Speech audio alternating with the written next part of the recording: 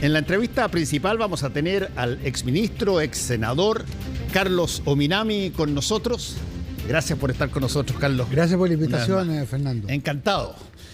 Me encantó tu última columna, te tengo que decir, porque creo que hay otros que también lo han hecho últimamente, pero creo que es interesante abordar desde la izquierda el tema de, por ejemplo, la seguridad, la delincuencia, y tú fuiste muy directo en decir de que había un resabio de buenismo, de siempre encontrar una justificación para algún caso de violencia o delincuencia, y que eso a la izquierda le ha significado un costo enorme para enfrentar este tipo de situaciones como las que estamos viviendo, y sobre eso queríamos partir conversando contigo. Bueno, Fernando, te agradezco, y la verdad es que es un muy buen resumen de la columna, probablemente mejor que el que hubiera hecho yo. Yo creo que efectivamente la izquierda, el progresismo, tiene que hacer cambio de switch.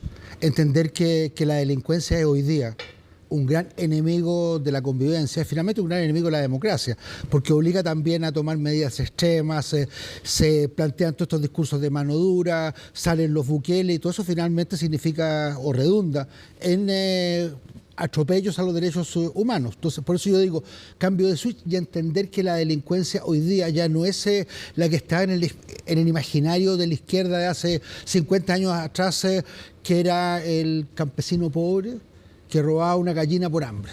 Hoy día eso no es. Hoy día, digamos las cosas con total franqueza, no se roba ni se mata por hambre. Se mata por prestigio, se mata por estatus.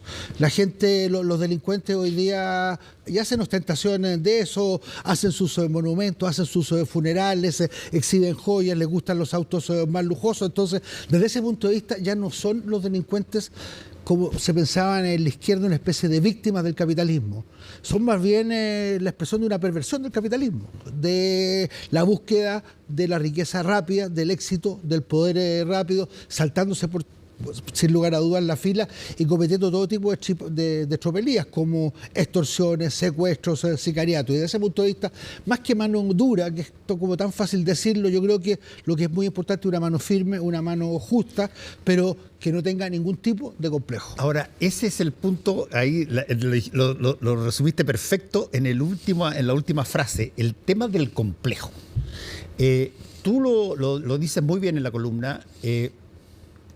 La izquierda, y lo dices además con una franqueza bien fuerte, la izquierda históricamente, como lo acabas de contar, ha siempre mirado el factor de delincuencia o el factor de... Como víctimas. Exactamente, como una sucesión de cosas que han pasado en la vida de esas personas para que lleguen a ser como son, y por lo tanto, de alguna forma, son un costo del sistema. Y eso ha cambiado en varios países, o está cambiando, pero la forma en que está siendo llevada a cabo el tema delincuencial hoy día en todas partes del mundo, evidentemente no calza ya con situaciones como esto de mirar caritativamente al ladrón que te robaba 5 lucas porque, bueno, quizás él necesita la plata más que yo. Bueno, efectivamente, yo creo que cuando uno entendía la delincuencia como una suerte de víctima, los delincuentes víctimas del sistema, de gente que robaba por hambre, que tenía su familia que estaba esperando, los niños que no tenían que comer, claro, si esa persona delinquía, finalmente era objeto de una cierta conmiseración, de una cierta piedad, y eso es lo que lleva al buenismo y a tener también cuidado, entender que los temas de seguridad finalmente eran como temas de la derecha. Yo creo que a esta altura, yo he trabajado mucho, me parece a mí que lo central del planteamiento progresista hoy día, e históricamente tiene que ver con las políticas sociales, tiene que ver con el Estado social, con el Estado de bienestar, pero el Estado de bienestar ya tiene que integrar orgánicamente de manera muy, muy central la preocupación por la seguridad. ¿Qué saca uno con defender un gran catálogo de derechos, el derecho a la educación, el derecho a la salud, si usted sale de la casa y tiene el riesgo de que le peguen un balazo, que al niño lo maten porque hubo una balacera? Esos derechos, ese gran catálogo de derechos respecto a los cuales, con razón, el progresismo se ha preocupado, pasan a ser, como diría el presidente Lagos, música, si no hay garantizado un derecho fundamental que es vivir en tranquilidad, vivir en paz. Ahora, Desde ese punto de vista, y voy a usar tu misma lógica como la planteaste, desde una visión ideológica de izquierda, ¿qué es lo que falta o lo que no se hace o lo que se debe hacer que no está? Bueno, mira, son muchas las cosas y creo que en esto sería presuntuoso tener un recetario y decir, mira, 1, 2, 3, 4, 5. Ahora, yo creo que hay muchas cosas que hay que hacer. Por ejemplo, todo el tema de la política carcelaria. A mí me parece que lo de Bukele es un horror, ¿no? Está muy de moda hoy día. Tiene más o menos 60.000 personas presas en un país de 4 millones de habitantes. Eso significa un porcentaje de la población que si uno la aplicara en el caso de Chile significaría tener 350.000 personas detenidas. En Chile tenemos 50.000, es decir, tener 7 veces más presos que lo que tenemos hoy día. En consecuencia que en Chile la capacidad carcelaria son más o menos 40.000 personas, es decir, hay 10.000 que están de sobrepoblación carcelaria. Entonces, yo creo que un tema en la política carcelaria, yo creo que hay mucha gente que está presa que no debería estar presa. Hay mucha gente que lleva años en prisión preventiva. La cantidad, por ejemplo, en el norte de mujeres que están ahí por microtráfico de drogas, yo creo que eso es absurdo. Creo que uno debiera definir con mucha precisión quiénes debieran ir presos y quiénes no debieran ir presos, buscar sistemas distintos. Creo que hay también una relación distinta con las policías. A mí me parece que la función policial debería ser una función con un gran reconocimiento público, debería tener también una mejor remuneración. Yo creo que hoy día las policías no están suficientemente bien remuneradas, no están bien equipadas profesionalmente. Yo me he encontrado he visto, por ejemplo, en mi condición de antigua de senador, oficiales de carabineros que me decían, mire, senador, yo no puedo entrar a ese lugar porque el poder de fuego que tienen los delincuentes es mayor que el que tengo yo. Yo no puedo exponer a mis hombres a que simplemente los maten, los acribillen. Entonces hay un tema de mejoramiento de las policías, de mejores remuneraciones para policías. Ahí está todo el tema famoso de la inteligencia, que en Chile es como un tema que nos pesa también. Nos pesa porque a título de la inteligencia, la DINA, la CNI, hicieron todo tipo de estropicios, pero a esta altura yo creo que también cambió el switch. Deberíamos tener una muy buena inteligencia para saber qué es lo que ocurre y qué es lo que no ocurre. No deberíamos tener todavía todos los escenarios, por ejemplo, abiertos en el caso del teniente Ojeda. Deberíamos saber, no puede ser que en un país como el nuestro se secuestre una persona y nos pasemos una semana, 10 días sin saber qué es lo que ocurrió. Ahora, ahí hay una serie de cosas que tienen que ver con materias que el ciudadano chileno promedio asigna rápidamente a un culpable. Y eso en todas partes. Al principio eran los gallos que no trabajaban, los flojos de no sé cuantito, qué sé yo, los guasos que de repente, qué sé yo, rebenqueaban. Hoy día son los emigrantes. Los emigrantes están, pero entiéndeme, pero mandados, pero perfectos para ser acusados de cualquier cosa porque hay mucha inmigración. No solamente en Chile estoy hablando en el mundo. Pero hay un punto en todo esto, teniendo de alguna manera advertido cuál es el factor de riesgo y quiénes son y en qué lugares ocurre esto, hay una sola cosa que a mi modo de ver todavía no está totalmente aclarada. Tú tienes que aceptar como gobierno, si vas a enfrentar la delincuencia, que esto no va a ser qué sé yo, con golpes de globos. Esto lo más probable que sea, o sea, el delincuente está siempre, y sobre todo si está organizado, está siempre dispuesto a ir más allá que tú. Y por lo tanto, si es que tú vas a enfrentar aquello, tienes que aceptar que va a haber un costo, probablemente en términos de violencia y de costo humano, nada despreciable. Claro. Por eso, Fernando, yo digo una mano firme. O sea, a las policías no se las puede exponer a que tengan que enfrentarse con bandas delictuales que tienen mayor poder de fuego que ellas.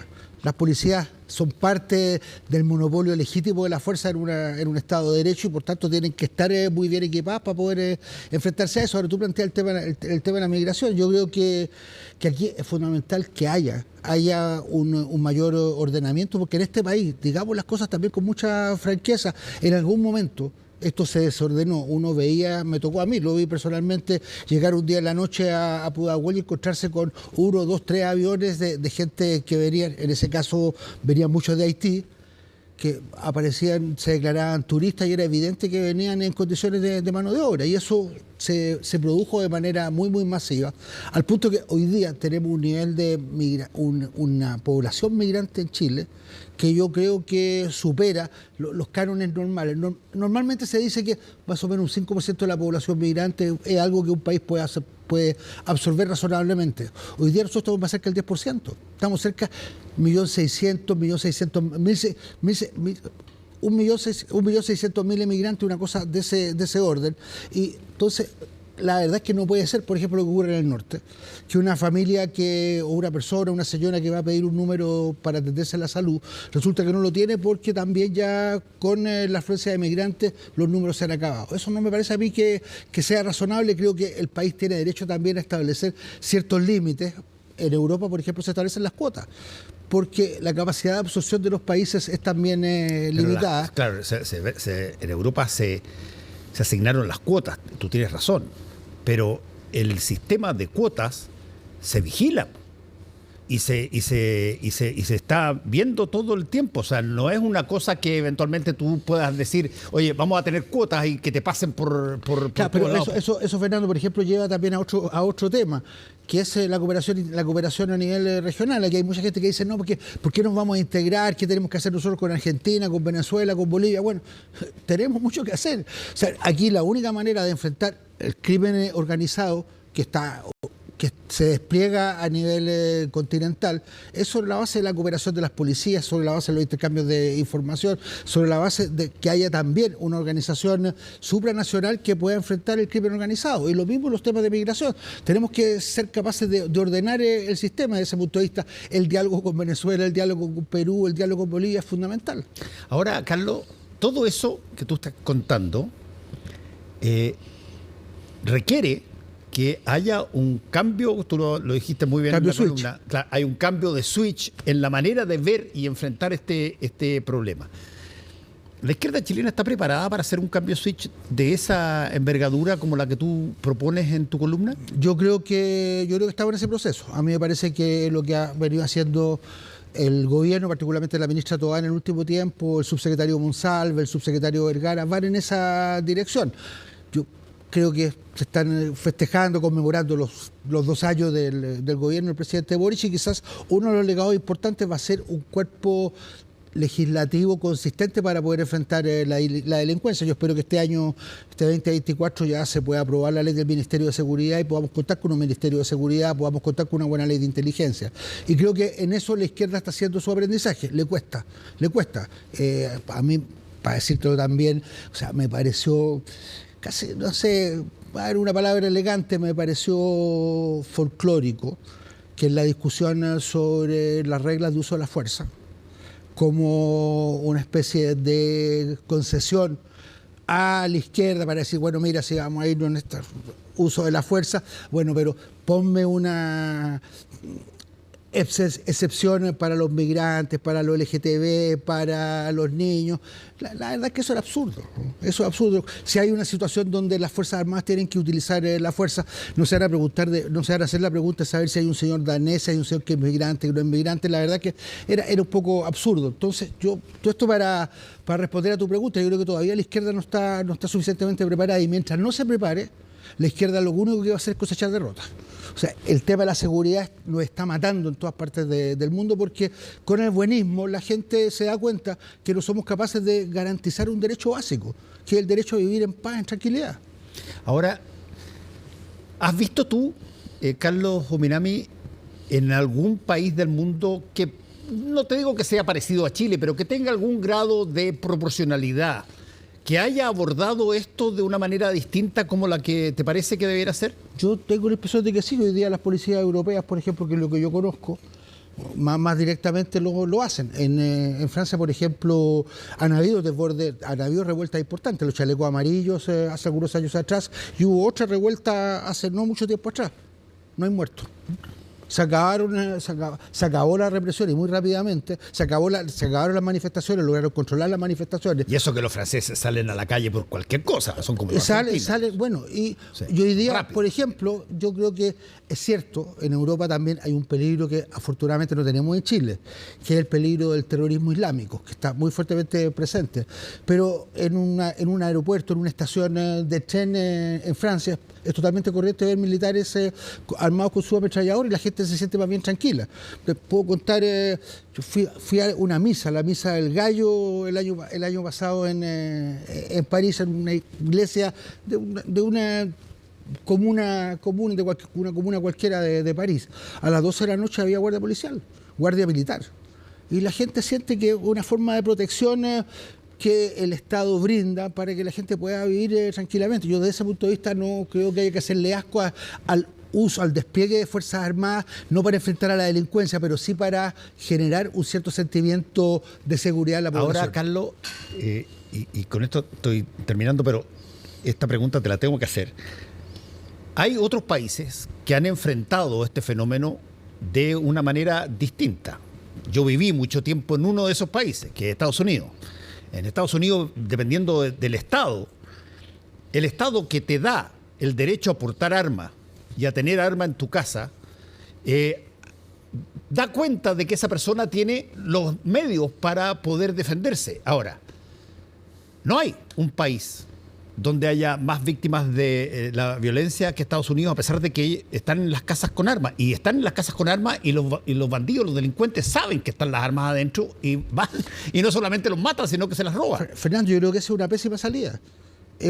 Cuando tú me preguntabas ahí por qué cosa uno debería hacer del mundo progresista, yo creo que todo el tema debiera haber un control de armas, disminuir el número de armas que están en posesión, que están distribuidas entre la población. Creo que esa no es ningún tipo de solución y por el contrario, se prestan para estas cosas que recurrentemente estamos viendo, estas matanzas de escolares, de personas que se vuelven locas, que matan 20, 30 personas y sin que se mejore las condiciones de seguridad de la población. Así que yo creo que es una muy mala solución. Y la otra, que por ejemplo ha estado también bien de moda lo que hemos visto aquí en Chile, no es aceptable que se pueda. Hoy día se dice, no, es que miren la toma de Cerrillo, hay algo así como 10.000 personas.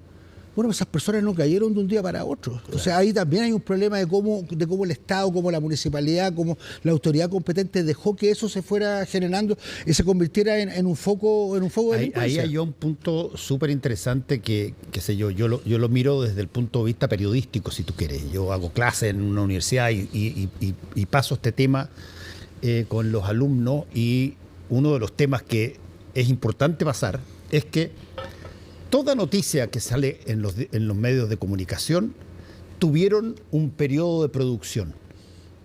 Esto de que alguien diga, una persona con poder en un gobierno diga, mira, este hecho no lo vimos venir. Es que o están mirando para otro lado o no miran las cosas que pasan. Pero toda noticia potente tiene un proceso de producción previa que deja huella. Y el problema es que hay que saber leer la huella para llegar ahí.